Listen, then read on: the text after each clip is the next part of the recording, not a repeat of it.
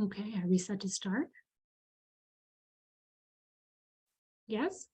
We don't have any attendees as I can see now, so maybe if we may wait maybe like a couple minutes, 5 minutes. Yeah, makes sense.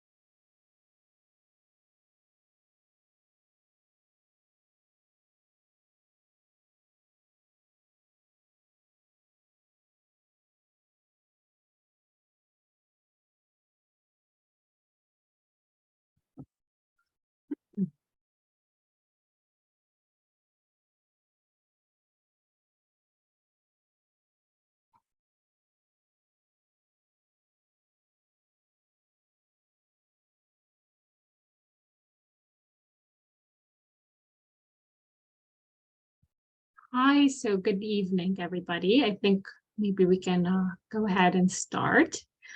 First and foremost, thank you to everybody who has signed in tonight and joined us on this amazing group of panelists. As the PowerPoint displays, today we are meeting here to discuss restoring family relationships. And Excuse me. I think I just lost my. Okay, there we go. We are here today to discuss mental health, addictions, and the pandemic and the toll that it has had on families and family relationships. And we are going to just start this evening's presentation by doing a land acknowledgement. And then we will proceed to introducing everyone to our panelists. We acknowledge the lands and people of the Mississaugas of Scugog Island First Nation. We are thankful to be welcomed on these lands in friendship. The lands we are situated on are covered under the Williams Treaties and the traditional territory of the Mississauga, a branch of the Great Anishinaabe Nation, including Algonquin, Ojibwe, Ottawa, and Potawatomi. These lands remain home to a number of Indigenous nations and people. We acknowledge this land out of respect for the Indigenous nations who have cared for the Turtle Island, also called North America, from before the arrival of settlers people until this day. Most importantly, we remember the history of these lands has been tainted by poor treatment and a lack of friendship with the First Nations who call them home. This history is something we are all affected by, as we are all treaty people in Canada.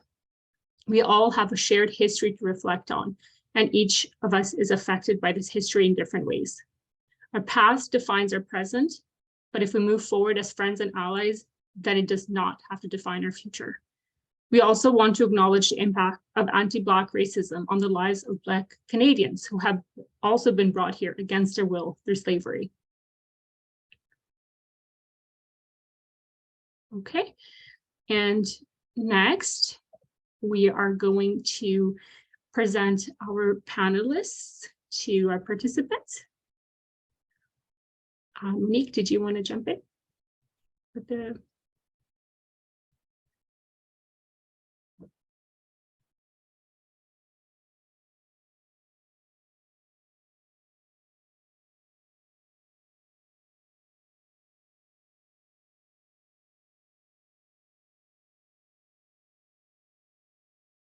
I think Monique might have been having some issues with the sound, so I will introduce our first panelist.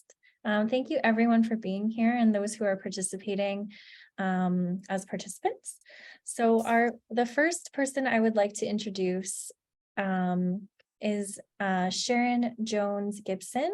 Thank you, Sharon, for being here. Sharon is a licensed psychotherapist and coach. She has supported individuals with their mental health journey for over 25 years. Her goal as a therapist is to create a space for individuals and couples to deepen their understanding of their own experiences, developing a greater sense of clarity and self-acceptance, and ultimately feeling empowered and safe to make positive changes in their lives. So thank you, Sharon, for being here tonight. Thank you for having me. Yeah.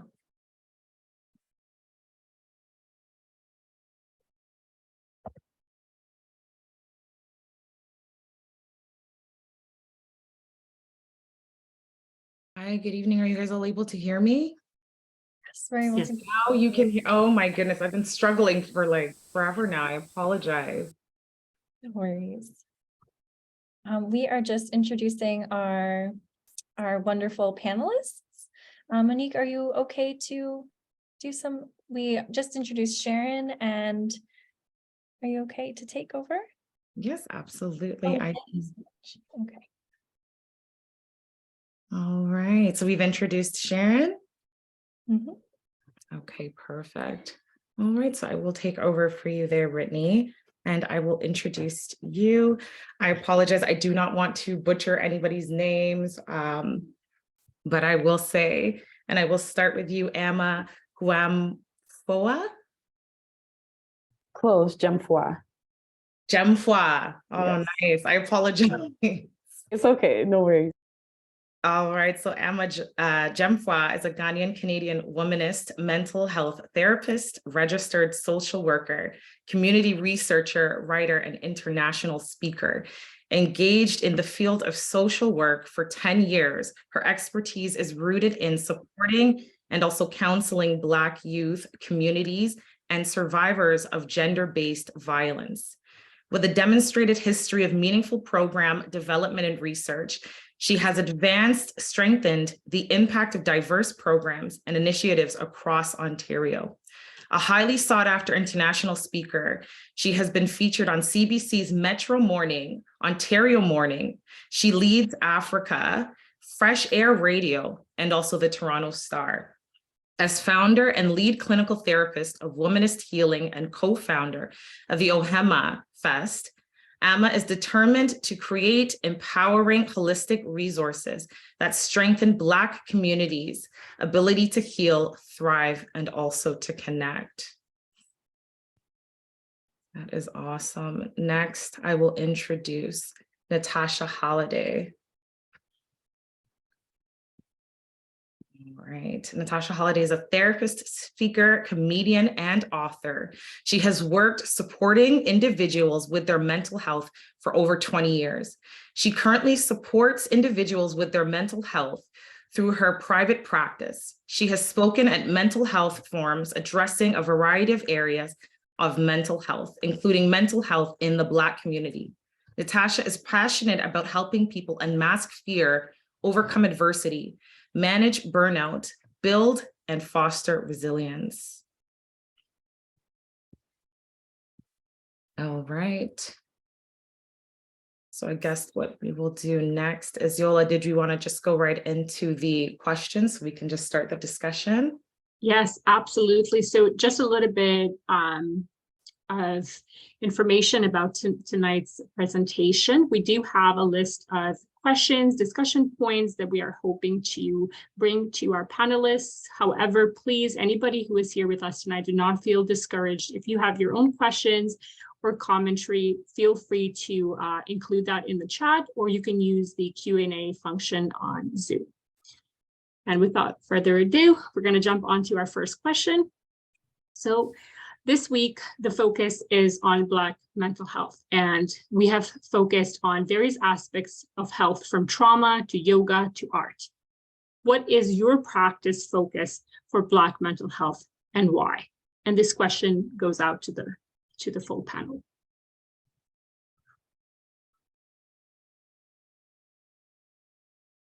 Come on, don't be shy. I can start. Okay, awesome.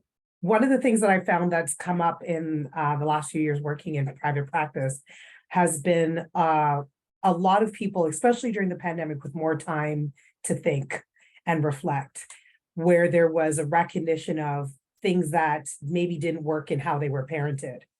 And so there was maybe in years into adulthood, frustration building.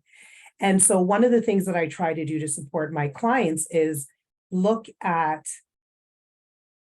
understanding, one, our parents, a lot of us have been in experience where we're either moving to Canada in our childhood or first generation Canadians. And so there's a generational gap on top of a cultural gap, sometimes a spiritual gap, and recognizing our parents came, they were in survival mode, and sometimes despite making it, they still haven't come out of it.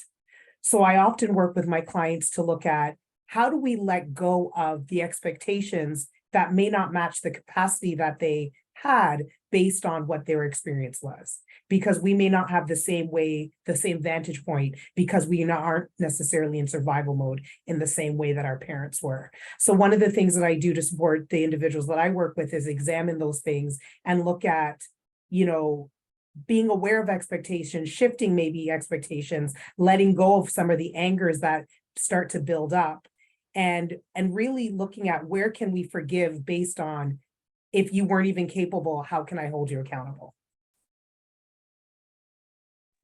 And maybe if I can slowly kind of piggyback on what Natasha was saying, one of the important parts of being able to work through what you're talking about in connection to our experiences of immigration and intergenerational trauma is also talking about intergenerational healing as well. And so one of the things that I think is really critical is, how do we connect to our identities? Because, we have this kind of consistency of multiple identities at once. Whether we're first generation, we might have connections to a place that we call back home, whether that's the Caribbean or the continent of Africa. And so one of the really important parts is how do we connect with our identity, and then also in the experiences and challenges that we might have with our parents or with our caregivers, were there any lessons or gifts that we were able to get in our experiences with them? Are there any value systems that we treasure and are actually able to support ourselves with our mental health? Because that aspect of, you can't throw the baby out with the bathwater can be really helpful or important sometimes to remember. And so one of the things that I think is really important in this conversation is, what are our protective factors? And one of the things that I encourage my clients to think about is, even if you don't have the strongest connection with your family, what does your chosen family look like? What is the community that you want to be attached to? Who is your village? Who is your tribe? Because it's one thing for you to be getting these supports in therapy, but it's another thing when you have, 24 hours in the day, and who are you spending your time with that is also able to nourish you and care for your needs as well. Amazing. So my practice mainly focuses with couples. And so finding that couples are trying to redefine who they are, right? So allowing themselves to be individuals, but again, coming together as a unit so that they can be supportive of their own families, their children that they're raising. And are they taking the immigration, the migration, all the hurts, all the pains, and how are they separating that from who do we want to be as individuals in this family moving forward? And using that intergenerational lens, it's how do we heal? How do we forgive? How do we move forward? And how do we create who we want to be versus what the world has told us we need to be, especially as couples, right? And I think with the pandemic, a lot of couples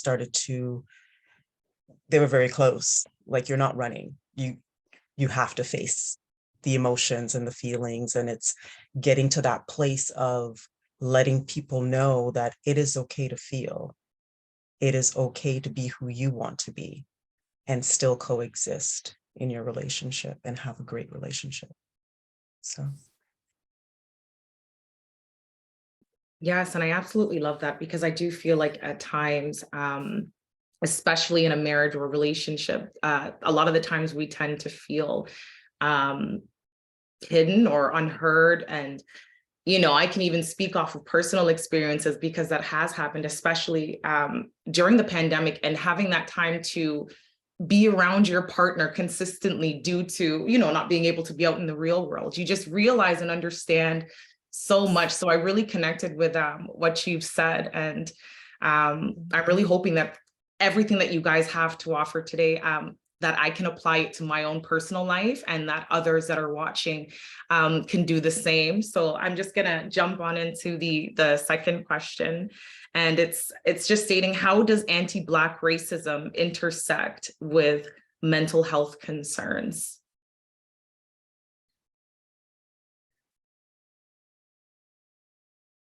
I guess I can start for this one.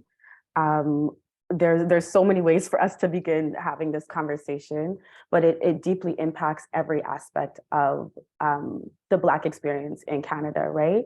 And so when you think about the realities that folks are either overdiagnosed, underdiagnosed, the fact that oftentimes when we are going into spaces, when we finally have the abilities or the resources to get supports, I know many, many, many people who had their symptoms dismissed, right?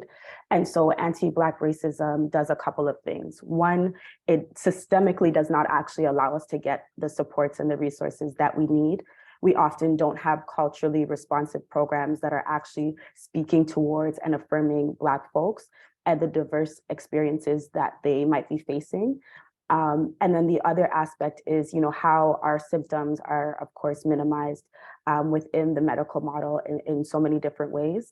I think one of the other things that I also want to name is this aspect, again, of intergenerational trauma, right? And how it has, of course, impacted Black folks' abilities to cope in places like Canada, and what that means. And so one example I think about is emotional suppression, right? Many of us might have grown up in homes where crying is actually not seen to be something that is okay to do. I think about my own experience of like, what's the reason for you crying? I'm the one who's paying the bills. Why should you be crying, right? And how that translates is that as you get older, you begin to suppress your emotions, which doesn't allow you a healthy space for you to process certain experiences. So in addition to the systemic aspect, it has this day-to-day reality that has forced Black folks to cope in very particular ways in regarding their health and well-being that can sometimes be unhealthy for us. Definitely. I think piggybacking on Emma, it's, we've been taught to silence our bodies because our bodies were also taken advantage of in ways that we had to disconnect from our bodies. And so, my role is to help people to connect back to their bodies, to connect back to their heart, to know what it feels like when you've got the world on your shoulders. What's that tension about? What does the butterflies in the stomach mean? Does that mean you have anxiety? Does that mean that you're feeling joy? What does it really mean? Because oftentimes we're often told that we feel pain differently. I'm not quite sure what that means, or our skin is thick and therefore we shouldn't feel pain. But what is our pain tolerance when it comes to emotional health, right? And so are we able to express those things? Are we able to express it without being seen as angry? Can we be seen as passionate? Can we be seen as just human? And so it's getting back to that space of allowing people to take a breath, feel what they're feeling in their body, and be okay with it, and affirming themselves to say, it is okay for me to actually feel, right? And then from that space, knowing the questions to ask, teaching yourself that it's okay to ask questions. It's okay to advocate for yourself. It's okay to say no. No is a full sentence, right? And so it's part of our, I think, role to bring about awareness in people that they may not currently have about their bodies and what their bodies are telling us, right? What does high blood pressure mean to you? How much anger are you really holding in your body? How can you release that so that we can release the medication possibly, or in conjunction to that, right? Whether it's through yoga, whether it's through art, or whether it's through screaming into a pillow. How can we allow you to release that anger? And that anger may have been before you were born, but it's now in your DNA. It's now in your genes. And so it's unexplainable why we have the highest in diabetes, high blood pressure. It's the anger that we hold. And we're constantly looking over our shoulders because it's like this all the time. So it's coming into awareness of what your bodies are trying to tell you, and your body never lies. To add to that, one of the things I think, and Sharon and Amma can probably attest to this, is even when you work in the role as someone hoping to help bring healing, most of what we study comes from a very Eurocentric Anglo vantage point. And so it's not that there's no value in learning it, but it's recognizing, how do I shift that so that when I'm working with people who do not look like the people who wrote the theories, that I'm actually meeting them where they're at. Because I don't want to create more ways to dismiss and include racism into the treatment, because how does that bring healing? And so I think I've talked to many therapists and counselors before, where we talk about how do we learn those things, but bring in our experiences as either Black or whatever culture or race the practitioner may be. How do we bring that in so that we really can facilitate holistic healing, because we're actually meeting them where they're at, where what's included in part of the healing process is an understanding that, part of your pain is because you've been gaslit at work and you've been dealing with and I say so-called microaggressions because I don't know why we use the word micro. Aggression is aggression. And so just all the things that you deal with on a daily basis, how that weighs you down, how much that's dismissed, And then on top of that, you might go to somebody who can't, because they can't relate, they're dismissing you again. And so it's one, really important that we have people who look like us doing this work. But it's also recognizing that some of the theories need tweaking and need adaptation, and that we need to be part of meeting people where they're at is recognizing who they are and bringing the way that we offer the tools that we know to them based on that.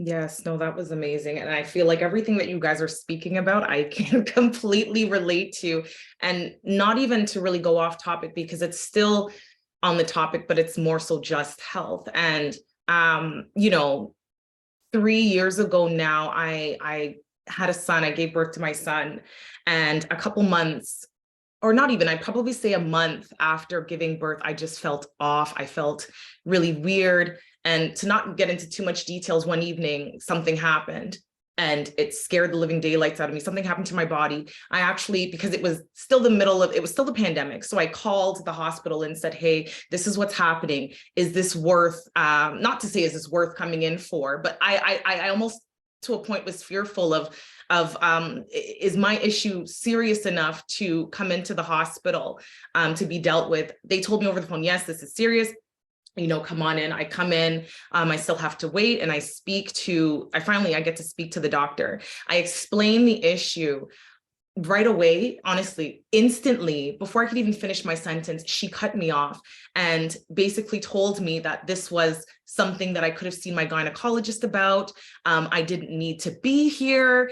And I had no voice then. I definitely do now. It's crazy how much just even 3 years can make such a huge difference in your life, because I had no voice then. I think more so I was just in shock that, you know, someone of that stature would have, you know, just to blatantly disrespect me and disregard my issue that I had actually asked ahead of time, is this serious or not? And lo and behold, after I was checked out, they actually were negligent and left pieces of placenta inside of me, and that could have killed me. So to then go back, I just kept hearing in my head, this isn't important, you don't need to be here. This is something that could have taken my life. So this is what makes me so fearful, especially for our Black women in the hospitals, doctors. Like, do they take our issues seriously? I understand that, you know, we're mentioning mental health, but even just health in general, because it can be so linked to mental health, because people may not want to seek the support if they feel as though no one's going to address the issue, you know? So that was, you know, everything that you guys have spoken on has really touched me, and I can really apply what's being said to my life, because I've gone through a lot of these experiences being a Black woman. So I thank you guys for that. I'm gonna go ahead and I'll move into the third question.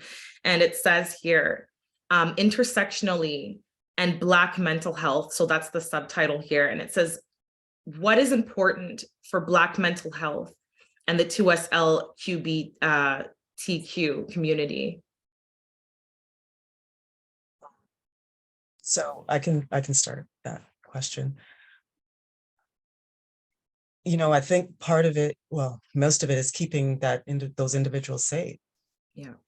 Right. Oftentimes people will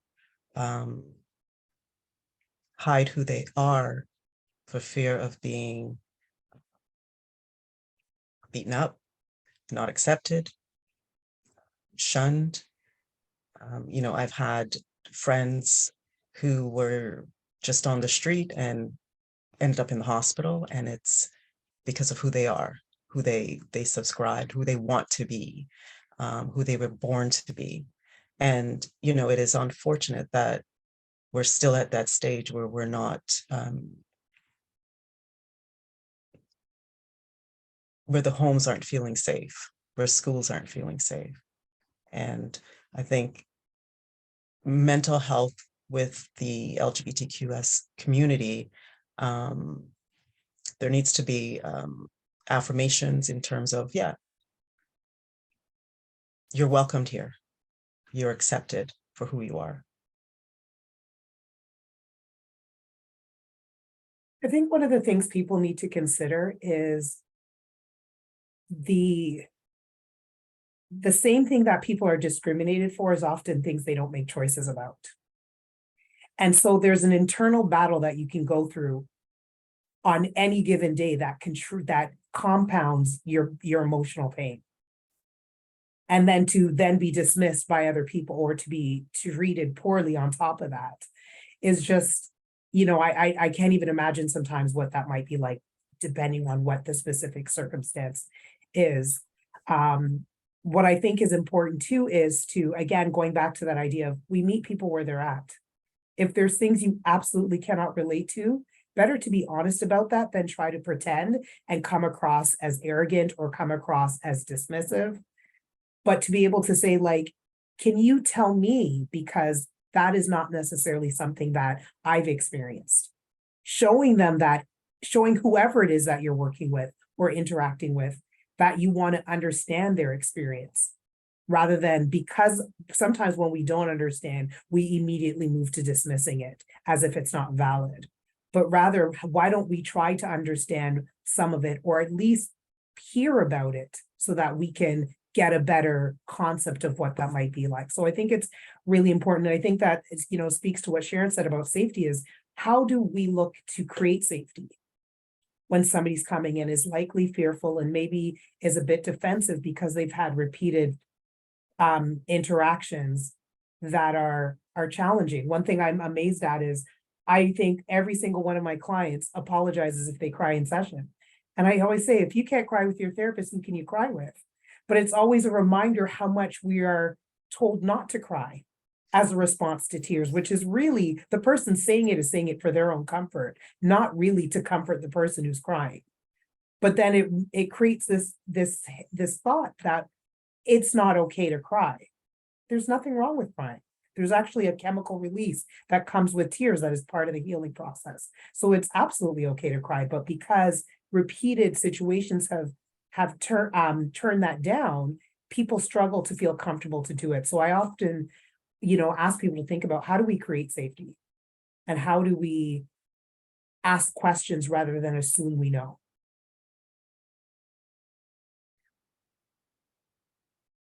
I feel like you all answered the question quite strongly. I don't really have anything else that I feel like I can add, at least for this one. I think the part about safety is a really, really critical piece when you're thinking about queer Black folks who, you know, not only don't feel safe in the larger society, but sometimes, as Sharon said, don't feel safe in their homes, but also in their communities. A lot of queer Black folks talk about the exclusion that they might feel from Black communities and the impact that that has. So in general, I don't have anything to add. I think the only thing I'll name is the fact that when we're thinking about intersectionality and identity, we really have to be mindful that mental health is not a blank slate. So how we're treated in the society deeply, deeply, deeply impacts and shapes our mental well-being, and then the access that we have to resources to keep us well.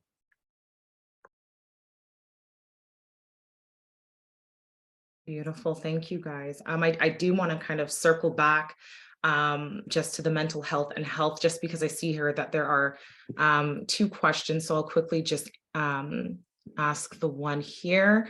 It says, I am a new mom and I'm finding I'm losing myself in the day-to-day of taking care of the baby. How do I take time for myself while still being a present and good parent?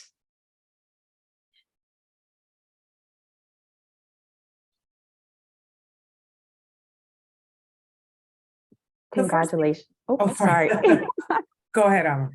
I was going to say, first off, congratulations. I know motherhood can be such a beautiful journey, and I think a lot of folks are consistently trying to navigate now, what does balance look like for them? And so one of the first things that I would encourage you to just think about is, how do I look at me taking care of myself as a priority as well?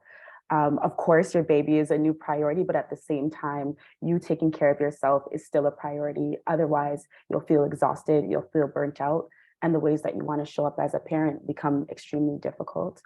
And in connection to what I was saying earlier, I'm curious to know, or for you to think about, who is in your village, who is your support system, who can you tell, listen, I'm tired and I need some help today, whether that's preparing food, whether that's allowing you rest for a couple hours, as a starting point, because it can be and feel so daunting in so many ways.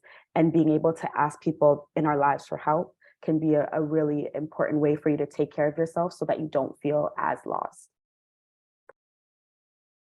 Yes, thank you for that. There is also just one last question here, which I will ask. It says, thank you for sharing your experience, Monique. I witnessed so many Black women when it comes to medical racism and prenatal miscarriage, delivery, and postpartum support. How can we provide more support for pregnant people?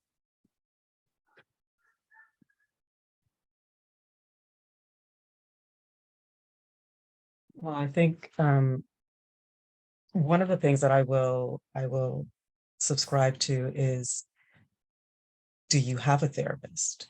Are you able to get a therapist that can help you along in the journey, right? Oftentimes, your support system wants you to ask as well. They want you to ask for help. They want you to be able to reach out to them. And as Black women, we can do it all, right? Until we can't. And so it's learning how to ask for what you want. You know, we often will look at people will look at us as the strong Black woman. I don't necessarily subscribe to the strong Black woman. I'm a woman. Yes, I am Black. I am a woman, and I'm human. And so part of, your journey may be to recognize that it's okay to ask for help. We do have difficulties with that sometimes. Yeah, just to piggyback on what Sharon said, and even Amma touched on the concept of the village, is sometimes in having dialogue, we actually find out about resources that we may not have known about. And so, I think sometimes we feel like we need to just manage things on our own, but it's okay to say, you know what, this is a lot. I'm finding this to be a lot, because those are the times I'm amazed sometimes when I bring things up, people are like, well, did you know about this? Did you know about this? I'm like, no. And I feel like I'm Googling all the time to see, because I really want to have a good list of resources that I, refer friends to, clients to, what have you. But there is always something that I probably don't know about. I actually used to work with somebody who moved to doing more therapy specifically with pregnant women and women who might be dealing with things like postpartum after having given birth. So and I'm sure she's not the only therapist who specializes in that. And so maybe even somebody who, if you're looking for a therapist who that's their specific niche, right? And finding out what, maybe what community-based things exist that might be able to connect you to other people. But I think that it's important to speak up. Yes, we want to know where we feel safe to do so. But some of it takes a risk. It takes a risk to be honest about where we might be struggling, but that may be well worth the risk if we can tap into some really helpful resources. Yes, thank you guys for that. Honestly, that was amazing. So I just want to go back to what we were discussing before, which was intersectionality and Black mental health. So I also wanted to ask you guys, what is important for students and Black mental health? I'd love to jump in first. So I used to work in a transitional program, so 18 to 24-year-olds. And so it was almost all coming out of high school, going into college and university, or some kind of trade school or something. And one thing I found tremendously weighed down on our young Black people was the idea that they had to have it all figured out.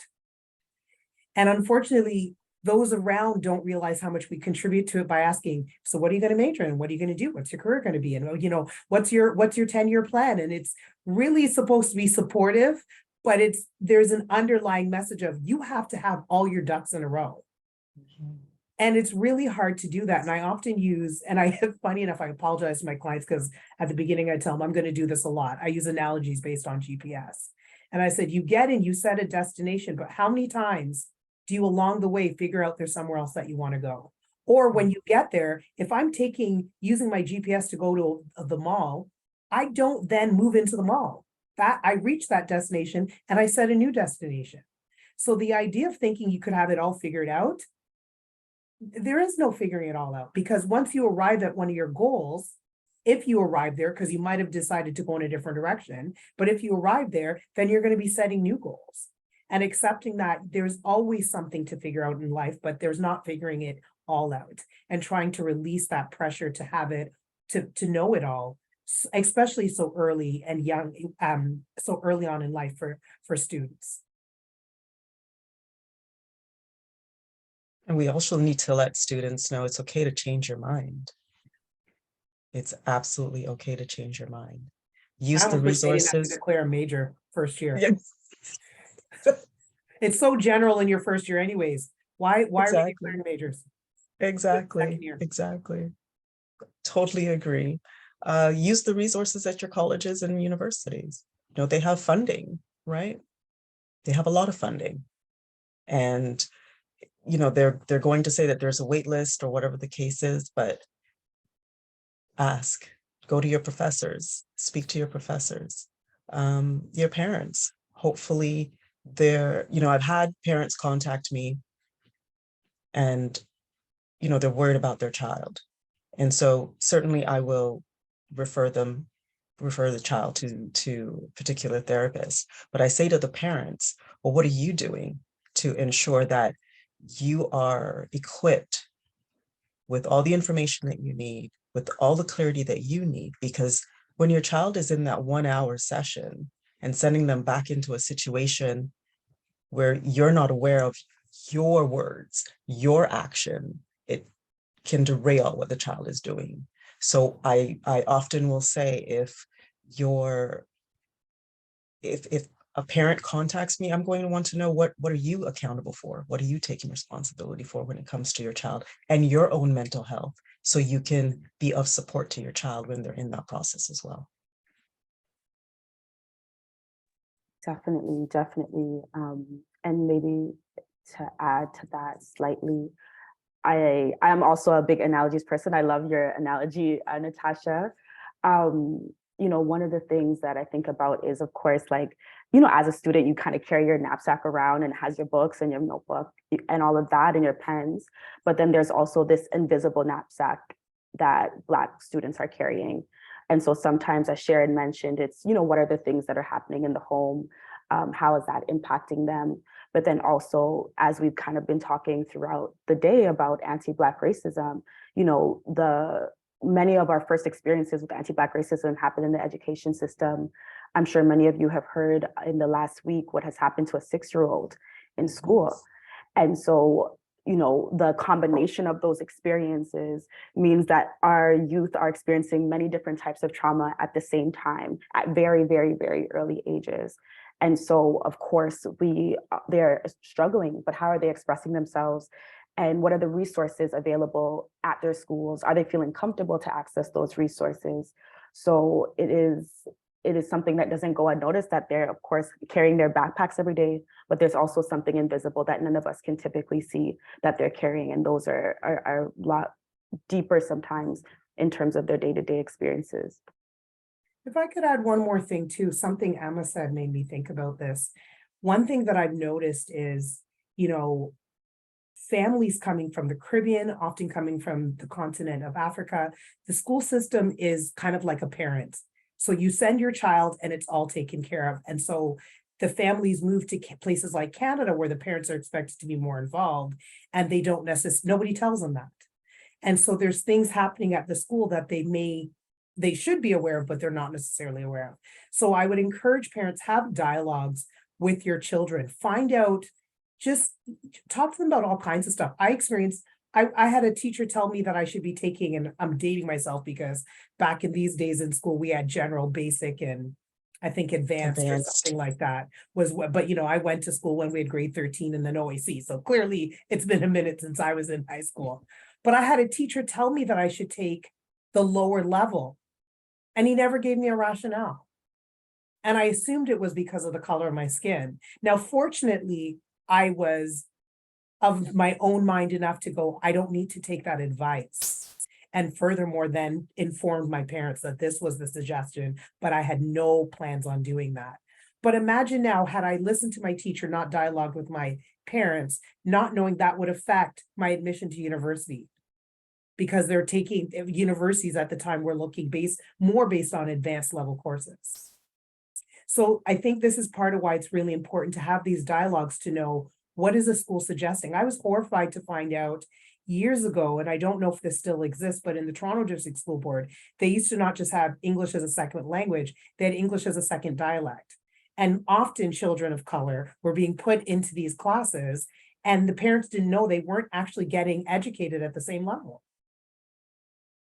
And so this is really why it's important for parents to understand.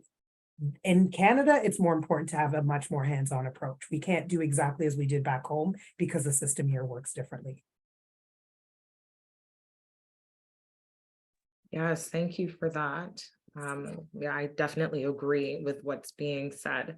And I'll just tie it in. So this is a more so like a generalized question. So regarding Black mental health, what is important for men and women?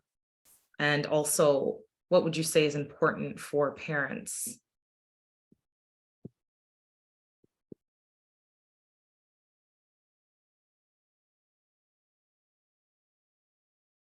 I'd actually like to start with the part for parents.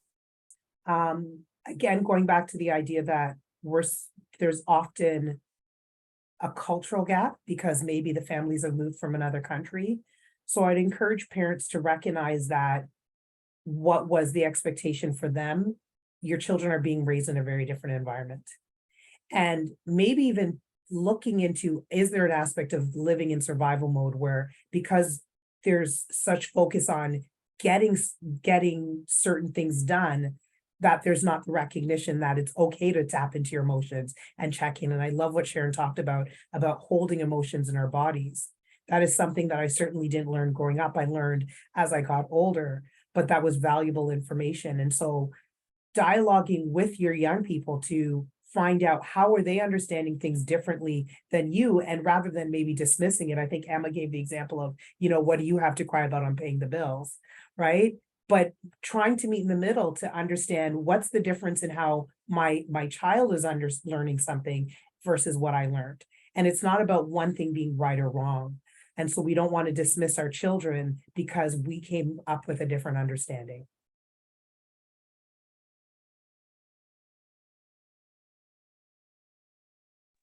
And then if maybe I can speak to the piece about men and women, Black men in particular, don't have spaces to talk about, explore, process their experiences, their traumas, their challenges, the socialization of what it means to be a man, what masculinity means, and the stigma around mental health in connection to Black men really disengage them from conversations about caring for themselves and their mental health and wellness and the importance of emotions. And for Black women, a lot of my work is centered around Black women. And when you work with Black women, you hear a lot of stories like Monique, where so much of our experiences in the medical system is completely dismissed and kill us in so many different ways. But another really big component in connection to mental health is experiences of violence and what that might have looked like across people's lifespan.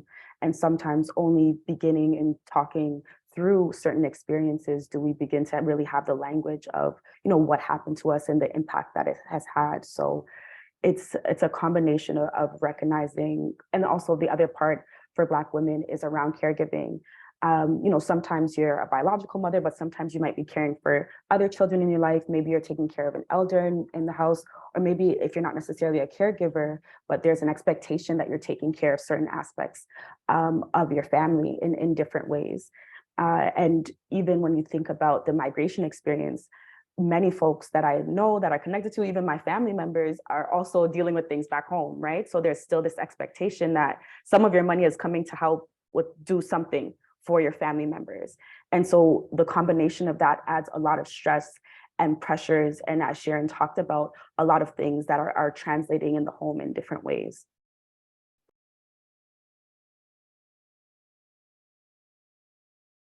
I think what I'd like men and women to know is that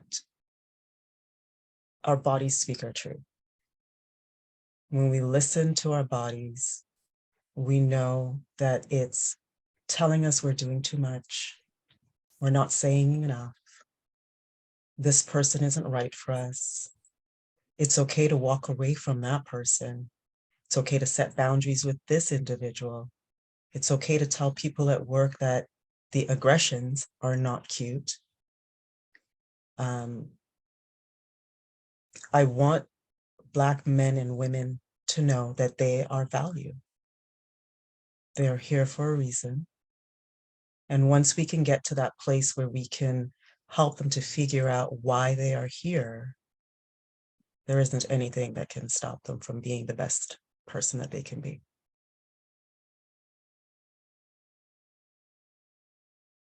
Yes, absolutely. So I'll move into the next question. I'm just going to ask, how do we identify the signs and symptoms of concerns?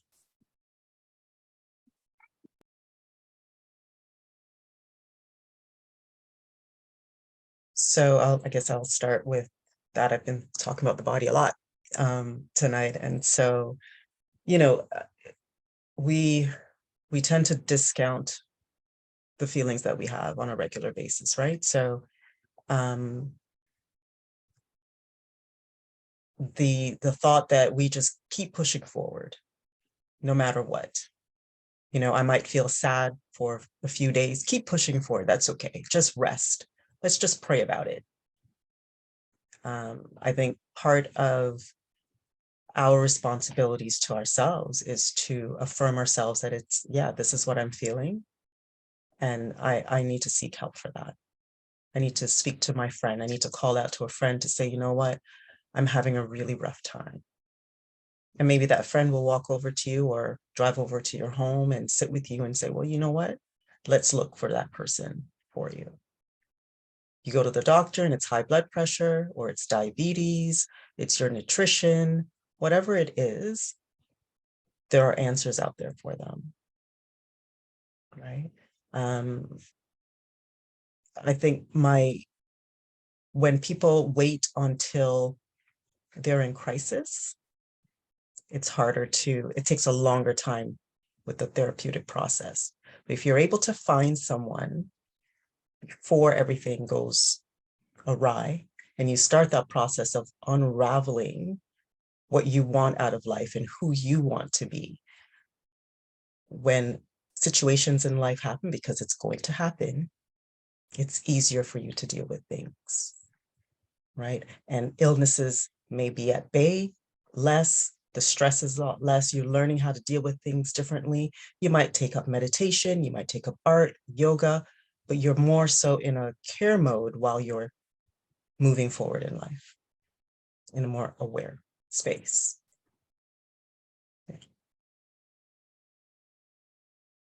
I think something too to pay attention to, because when we look at symptoms, that might be different sometimes for different people or some of the concerns that come up. But I so appreciate Sharon repeatedly going back to the body, because we hold so much in our bodies. And one thing that I often say to people is, we see pain as such a bad thing, but pain's a communication, it's a communicator. If I touch a hot stove, it's a pain that tells me, get your hand off the hot stove. Now, yes, we already know that, so chances are we're not going to do it. But maybe I need to look at, is that pain in my head a headache, or is it telling me I'm under a lot of stress? Because sometimes when we don't necessarily immediately access the warnings in our emotions, our body then starts to speak up and say, listen, you really need to be aware something's going on. You are not okay. This is building up, it's accumulating. This, you need to deal. And we hopefully can listen before we completely shut down and then we fall ill or whatnot. But I think part of looking at what the concerns are is you have to really know yourself.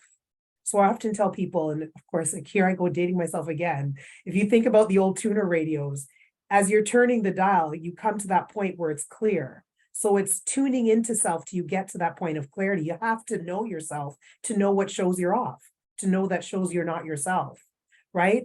And start to learn. I was telling somebody that I started to learn, and it has changed over the years. My grief response often has a physical symptom. So for a while, it was extreme fatigue. For a while, it was nausea. But that was something that because I could check in with self, I was aware of. So I knew, okay, this is telling me something about how I'm handling. For me, it was grief.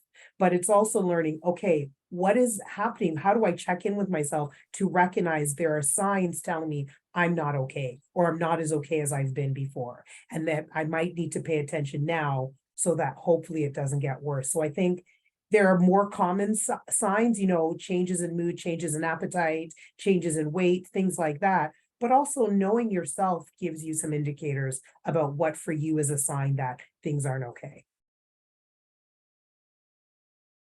Again, I don't have anything to add. I think Sharon and Natasha handled that beautifully. Telling you, they're hitting it right on. Right on. All right. Before you go on, Monique, I just wanted to just stop for a second and say, first and foremost, thank you so much to all three of you. There was something that just reminded me of the presentation we did yesterday. It was on Black mental health and on intergenerational trauma. And one of the quotes in the presentation said that when a people is under oppression for a very long time, their behaviors, their reactions start to look like personality. And the reason it came back to me was because we're talking about how can we identify symptoms in Black folks who are day-to-day experiencing acts of racism, aggression, and their reactions then are interpreted as parts of their personality, rather than a symptom of the abuse that they are actually reacting to or receiving. And I just was hoping we could address that and have the three of you address that so that people can maybe differentiate and even feel validated in their experiences.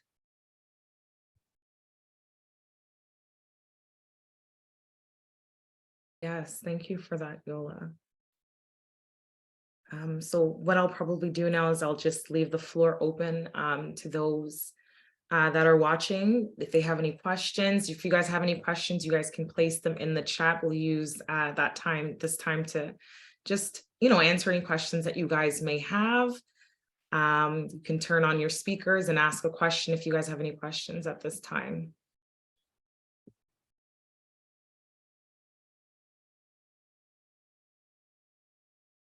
All right. All right. So then, I guess we'll move forward. So my next question is, what is the difference between mental health concerns, behaviors, and personalities we may notice, and trauma? Oh, seems like we have, do we? So yes, we have one here. So given Yola's comments, what are your thoughts on healing these experiences of trauma? I like that one. I think one of the challenges based on what Yola said is that this is part of where we see why we're privileged puts us in a position where part of privilege is I don't have to understand it because I've never experienced it, or I don't even need to know that there's something different to understand. And so I think the challenge is we're in the midst of being treated a certain way, we're also trying to justify how we respond, why we've even had that experience. And part of it is because people forget that you've had a small window into any one person's life. You don't have a window into their time experience. One thing that I experienced near the beginning of the pandemic was we decided to have meetings at the place I was working to talk about anti-Black racism. And a lot of my colleagues who were not Black were fascinated at how many negative experiences their Black colleagues had had. And they're like, but you don't talk about it. I'm like, well, we don't necessarily every day talk about all these experiences, but part of the reason is because we're experiencing them so regularly. And so with the idea that it's barely happening, it's easy to then look at something and say, that's a burst of anger or aggression, but they don't know what somebody's individual experience was. But I think we have to take the benefit of the doubt that we can't assume we know what somebody's experiencing, because then what Yola described is what often happens as a result. And I think, unfortunately, it's a lot of systemic stuff that reinforces the way these experiences are interpreted. Yeah, this is a really layered question. So there's a couple things that are coming to mind, and one of them is, there's a necessary need to kind of have a reckoning about the ongoing experience of racial trauma, right? This is not just a one-time experience. Black folks in particular are experiencing anti-Black racism on a consistent basis. And so there are many things to consider. One of them is validating that experience as racial trauma. I know for a long time, what you were saying, Natasha, about parents not necessarily always kind of knowing especially if they're immigrants, that the school system isn't as safe as it might have been back home for them. And one of the things that has been really important for me is one, really kind of disengaging sometimes of, oh, you're in Canada, so everything is supposed to be good, right? Because sometimes that narrative can be really harmful when we're consistently facing anti-Black racism and racial trauma. And so really allowing yourself to affirm that you've experienced racial trauma, and any way that you respond is okay. So if you're angry about it, that's okay. If you freeze, that's okay, because sometimes we can really judge ourselves for how we respond in those moments.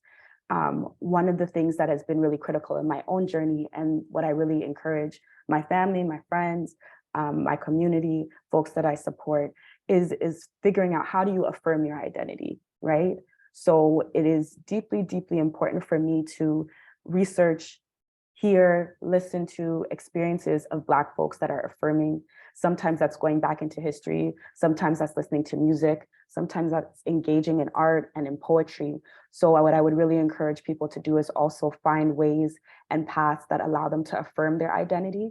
Because as I mentioned earlier, racial trauma is unfortunately an ongoing experience for us as Black folks. And we have to be able to know the truth of who we are despite these experiences. And I also think that, of course, therapy can be a really helpful place. Sharon has talked so much about the body and about dropping into it. And one thing that I want to name that I think is really important, and part of the reason why Black therapists in particular are so important, is because we affirm and we talk about the systemic, right? So I'm not just talking about your thoughts, I'm talking about how does that intersect with other parts of your experiences on a regular basis in Canada. And without that, you're missing such a key part of people.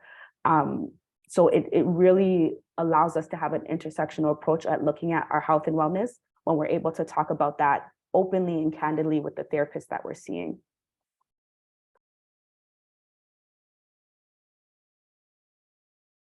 Not quite sure I have much to add to that.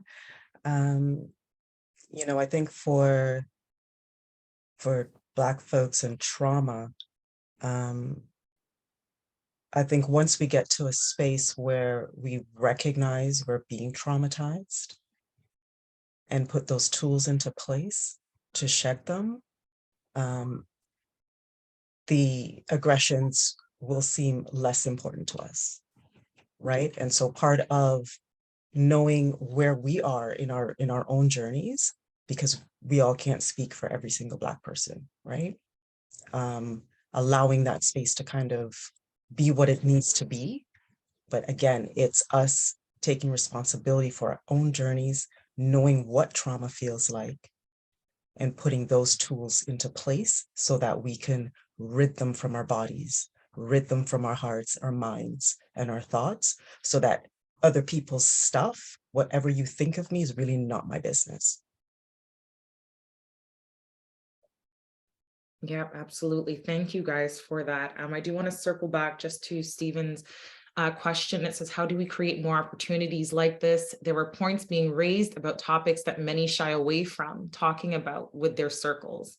So I guess going back to identifying the signs and symptoms and concerns regarding Black mental health. So I guess, how do we create more opportunities? I love that question.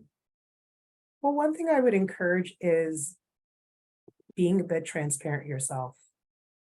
Because one of the beautiful things that opens up safety in conversation is when somebody puts themselves in a vulnerable position. If they're able to say, you know what, I found this, this, and this happening, or this is what I've experienced, then somebody else might feel safer to say, wow, I've experienced that too, or I've experienced something similar, or even asking questions about, how did you manage that? What did you do? Right? So I think taking the risk a little bit to even open dialogue, even with starting as yourself as part of that dialogue, or just being willing to have ask hard questions. Actually, and I'll give you a personal example. I was under tremendous stress years ago working at one hospital, and one of my colleagues was supporting me, and she pulled me into my office, closed the door, and she's like, okay, are you at risk of hurting yourself? And I was so far from that. But I thought, you know what? What if I was and she didn't ask? And what if no one asked? And so sometimes even having some of those hard questions gives opportunity for more dialogue, because then I was able to talk about where I was at with managing the stress. But also I knew that, you know what? She's not going to judge me. I can have a conversation. I can actually be honest about where I'm at. And it really shifted our own relationship, because it gave me the freedom to feel like I can speak truthfully and be transparent and be vulnerable, because I can be held. Because one of the things about being vulnerable is probably the fear of being dropped. But sometimes we create the safety first by starting the dialogue. So I would encourage people to, not be afraid to share their own story. And just to add one more thing to that, part of when you think about sharing your own story, obviously you want to pick and choose. You don't necessarily want to do it everywhere, but if you can share your story free of embarrassment, shame, judgment, that's often how it's received. If we layer it with our own judgment, then people often hear that in our tone and then receive it as something that is to be judged. But if you can offer it as just the truth of your experience, then that's often how people hear it.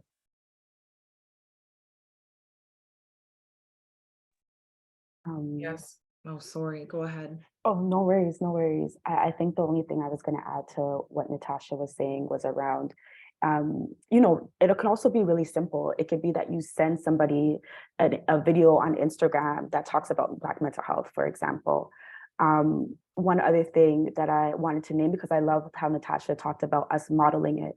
I often talk to my mom about self-care, and one random day she asked me, what is this self-care? What is it? Well, like, how do you do it? What is it exactly, right? So, that practical modeling could be really, really helpful for people, bringing people along to events. So I know slowly we've been getting a lot of in-person events. Myself and Sharon met at the Durham Black Mental Health Symposium a few weeks ago. But, if this is something that you're interested in and passionate about, slowly bring a sister or a cousin or your partner along so that you can have these conversations.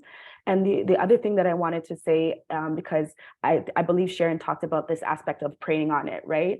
And I know Black communities in so many different ways, whether it is that you are Christian, Muslim, or practice, other spiritualities.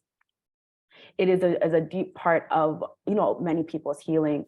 And so whether it be that you ask, a church, the church that you might be connected to, or the mosque that you've been connected to have a therapist come in and talk about certain things that maybe you're seeing, I think that could be a really, really helpful way.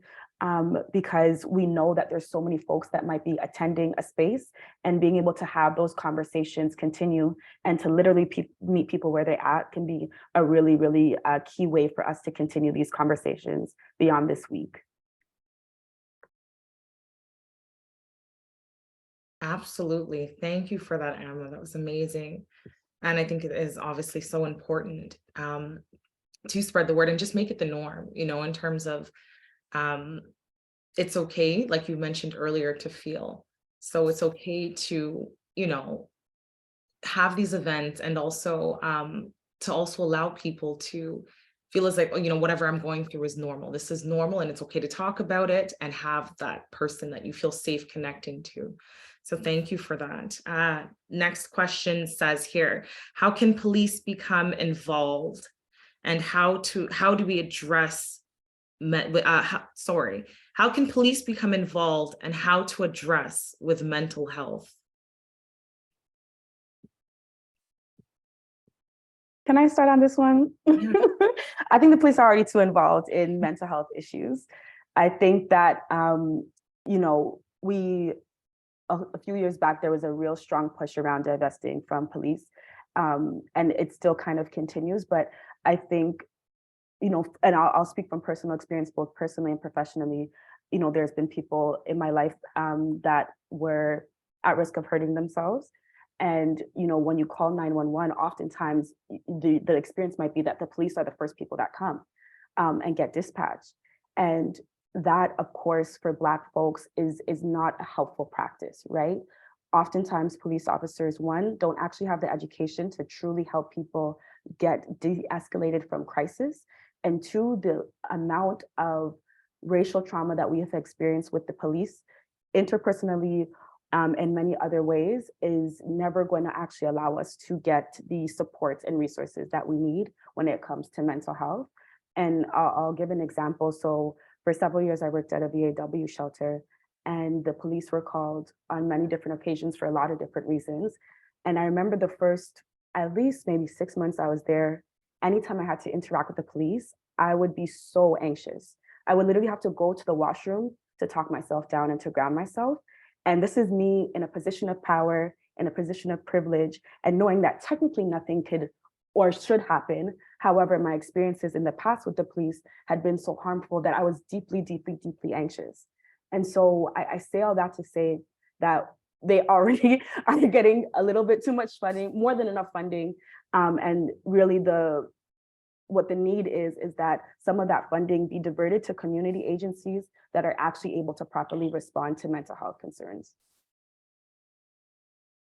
One of the things that I would suggest, and I totally agree that we need to look at where funding's going, maybe the information that police have. If police are being called upon, if you're calling 911, depending on what community you live in, asking the police service if they have some form of a mobile crisis service. Because those police officers are usually paired with either a mental health nurse, a social worker, someone who's trained. On top of the officers probably get a bit of training themselves. And the whole purpose is to decrease some of these unfortunate interactions that have happened with somebody who's got a mental health concern and the police. And on top of that, if it's a Black person, just the added pieces that can come with that. So if you are going to be calling the police, I would suggest people ask if there's mobile crisis available, if it is based on a mental health concern, to see if they can access those individuals first. And again, start to learn community resources, and where you can, obviously we don't plan for crisis, that's part of what crisis is, but where you see things incrementally going in a direction that's, maybe potentially scary, maybe trying to get a community service involved earlier so that hopefully it doesn't escalate to the point where police are needed.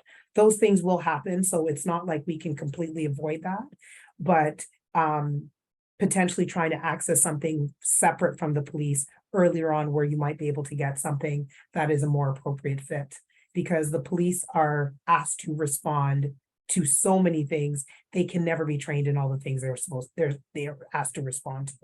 And unfortunately, when you look at systemic issues, they're carrying guns while they're fearful of people in Black bodies.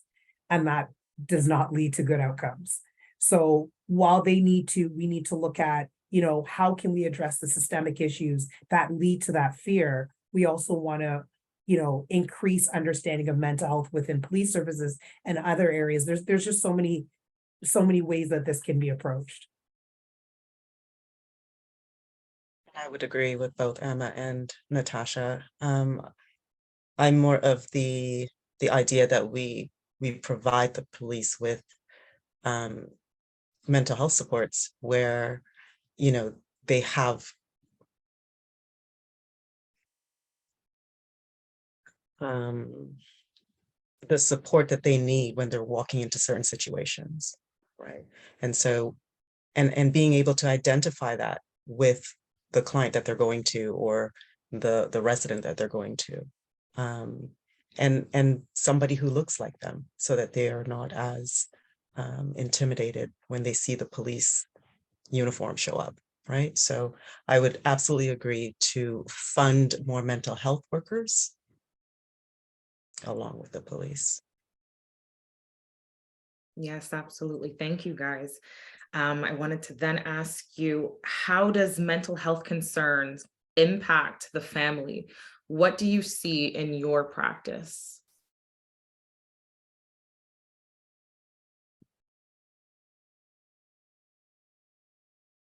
I think there's so many things that we see. Oh, sorry. I Um, can imagine.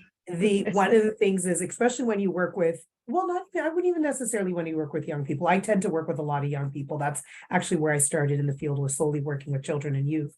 And so, you know, you have a parent who might be working full time, who might also have an elderly parent that they've got some involvement with, and then the walking on eggshells with fear of what might happen with their young person who has a mental health concern, right? Or there's a family member who has somebody in their family who has a mental health concern who may not have the insight to get the support they need. And that, you know, what people don't necessarily recognize is how much we unfortunately chastise people with language. We tell them, well, you should be doing this. Well, they can't forcibly get their family member to do some of that. So the pressure that might add to the loved one of the person who's witnessing it in emotional distress, witnessing their family member going through mental health concerns where they may not be addressing it. It's just, there's so many different things that you see. One of the things that I try to do is provide basic elements of psychoeducation to give context to the family members so that they don't have to live in a depressed state, but they have better ideas of how that impacts them so that they're not unintentionally dismissive, or they don't know, they may not know what it's like to be anxious, but giving some context to it might be able to hold space in a different way than if they don't know. And so it just seems kind of far-fetched to them that somebody would respond in that way. So one of the things I try to do with family members is provide them with a little bit of that insight and context to better be able to hold space and support their loved ones.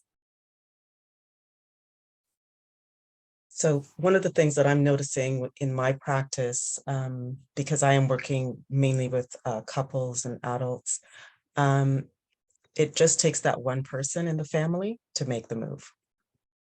And when family members see the adjustments, they see the growth, they see the awareness, they see the change in behavior, they're like, oh, this thing is working. And then slowly, you know, you're getting calls. My son or my daughter is interested in therapy. Do you have anyone to refer to? Absolutely, here's the list, right? So I feel like at this point, once you get that one person in the family who is ready to be vulnerable, ready to come into clarity and awareness, ready to look at how they judge themselves, I think family members generally start to kind of move along. And they also will notice that those individuals who are not open to their change, not open to their growth, will kind of fall off. Right. So I encourage that one family member, the bold one, to jump into it and see where it takes them. Change has to happen.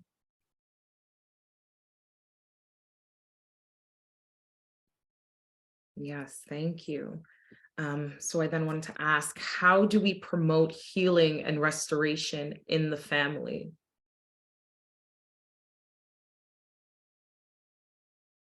I think maybe we start off with much of what we talked about today, which is knowing what we're carrying, you know, knowing what our experiences are, knowing what our emotions are telling us, what our bodies are telling us.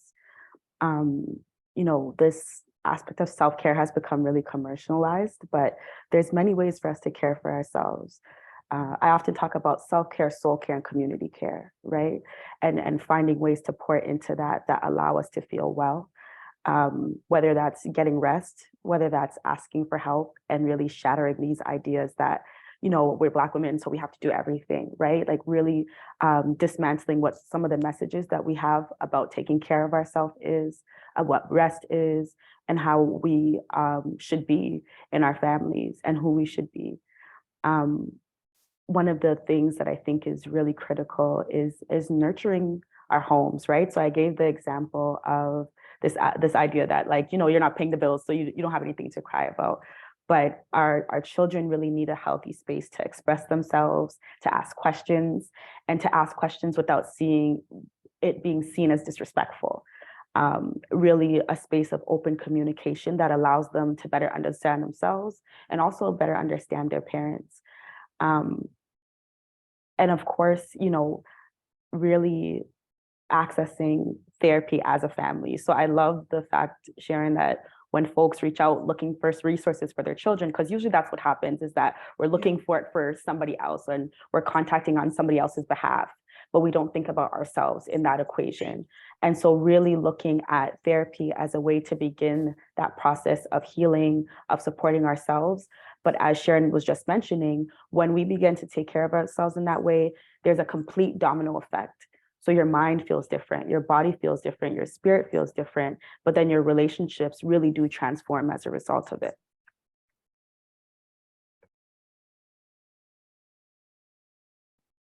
I think one thing to keep in mind too, when we look at how family responds sometimes, is to keep in mind that not everything that requires healing is visible. And so I think sometimes why mental health becomes more challenging is because somebody can't see it. You're not measuring physical pain, you're not seeing swelling, you're not seeing a change in weight or something obvious, something that says this means something's not necessarily as it should be.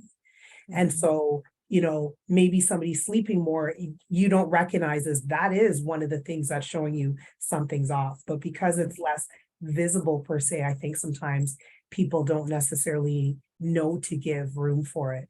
And so I think it's important to hear and listen to what a loved one is saying and to not dismiss what you don't understand or what you can't relate to, so that you can be part of their support system. I often talk to people about scaffolding.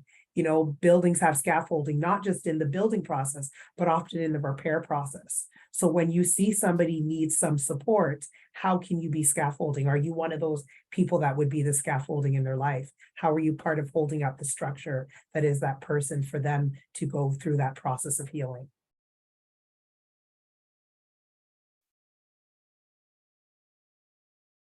Yeah, I just have to say your analogies are on point. They are just amazing. That's how my brain works.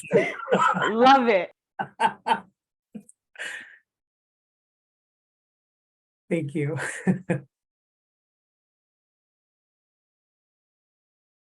All right, so those were all of the questions that we had for you this evening. And I just wanted to take the time before we close out to say that, we appreciate you guys. Black mental health is so important and it needs to be discussed more frequently. So to have these type of discussions and to have months, weeks, days where we take the time to come together as a community to really discuss some of the trials and tribulations that Black people are going through. It's empowering. It's amazing. Like I said, it's definitely needed. And we hope that there is more to come. So again, we thank you guys. We truly thank you guys for getting on here and speaking to us today about Black mental health and its importance and ways that we can heal and how restoration can take place. So I don't know, Yola, you had anything that you'd like to add? Just some final closing thoughts as well. I wanted to just express my gratitude for everything that was said here tonight, for the insightful discussion centered around Black mental health. Obviously, I am a white woman sitting in this room, and I just want to acknowledge that. And I just want you to know that today's discussion was really important for me as well as an ally.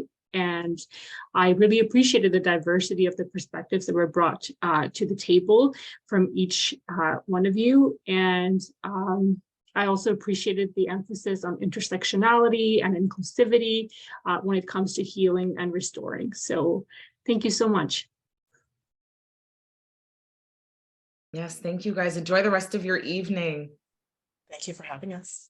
Can I just say, first of all, this was like food for the soul. I love talking to like-minded individuals.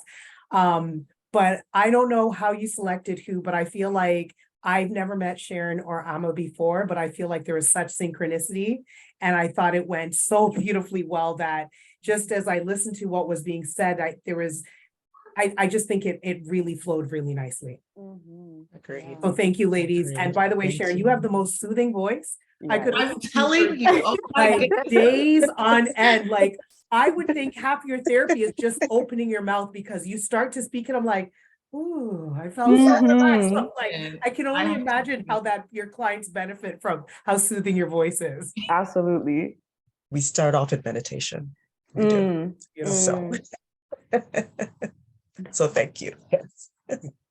Love it. All right. Well, you The guys next time enjoy we'll the start off with the meditation. Yes, dropping in the body. Yes, Yes, indeed. absolutely. Amazing. Take care, everyone. Yeah, Thank cheers. you. Good night, all. guys. Good See night. you. Bye. See you. Bye-bye.